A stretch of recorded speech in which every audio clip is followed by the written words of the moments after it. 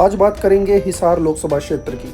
हिसार लोकसभा क्षेत्र से 2024 के लोकसभा चुनाव के लिए सभी पार्टियों ने अपने उम्मीदवार घोषित कर दिए हैं, लेकिन इस वक्त गांव-गांव के अंदर जो चर्चा है वो सुनैना चौटाला की है।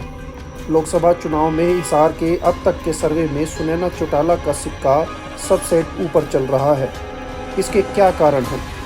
कारण नंबर 1, सुनैना चौटाला जिस पार्टी से आती हैं, किसान आंदोलन के बाद भले ही उनका एक विधायक अभय सिंह चौटाला रहे हों, लेकिन जब बात किसानों पर आई तो उस एक विधायक ने अपने सीट से और अपने पद से इस्तीफा दे दिया था। सुनैना चौटाला जिस गांव में जा रही हैं, वहां के जो बेसिक मुद्दे हैं उनकी आवाज़ उठा रही हैं। लोगों के अंदर इस बात का दर्द है कि पिछली बार भाजपा सरकार और जननायक जनता पार्टी की जो गठबंधन की सरकार थी, उसमें वे अपनी उम्मीदों पर खरा नहीं उतर पाई।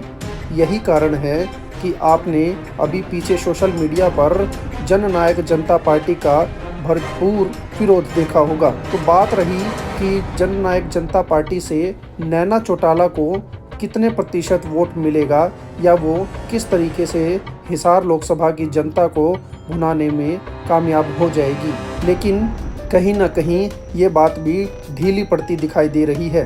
सुनैना चौटाला की हर काफिले में और हर जनसभा के अंदर लोगों का भारी जोश और उत्साह दिख रहा है।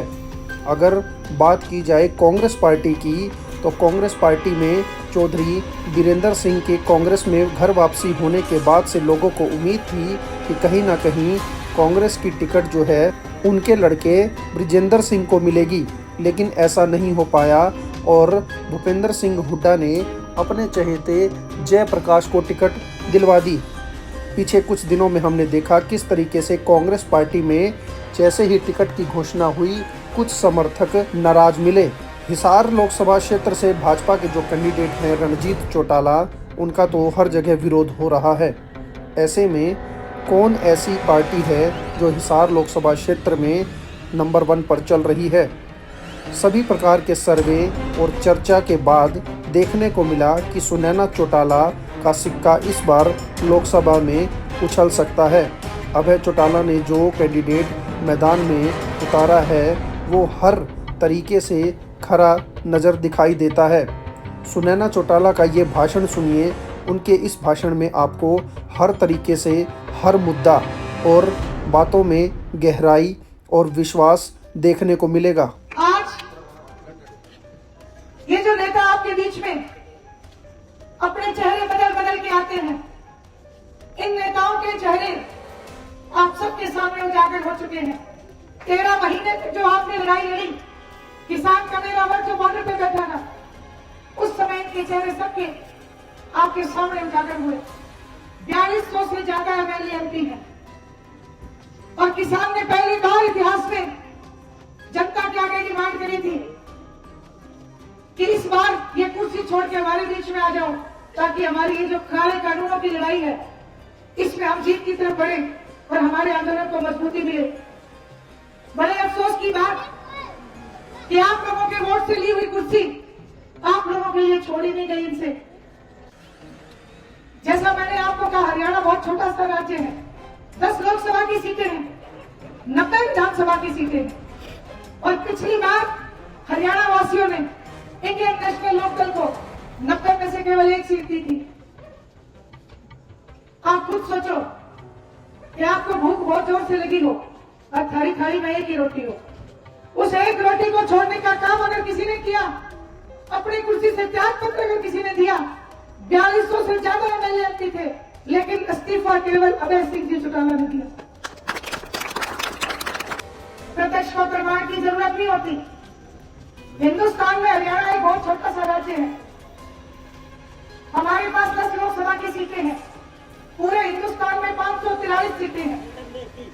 ये जो 10 सीटें हैं, इनसे मैं ये तो नहीं कह सकती कि दिल्ली की गद्दी हम ले लेंगे एकदम से, लेकिन आपको ये विश्वास जरूर दिलाती हूं कि अगर आप सबने मजबूती दी इंडियन नेशनल लोकदल को, तो वो दिल्ली की गद्दी भी जैसे चौधरी जयलाल जी ने हासिल की थी, वो दिल्ली की गद्दी भी आपके कदमों में लाके देने का काम इंडियन नेशनल लोकदल करेगी। ये कानून कांग्रेस पार्टी लेके आई थी,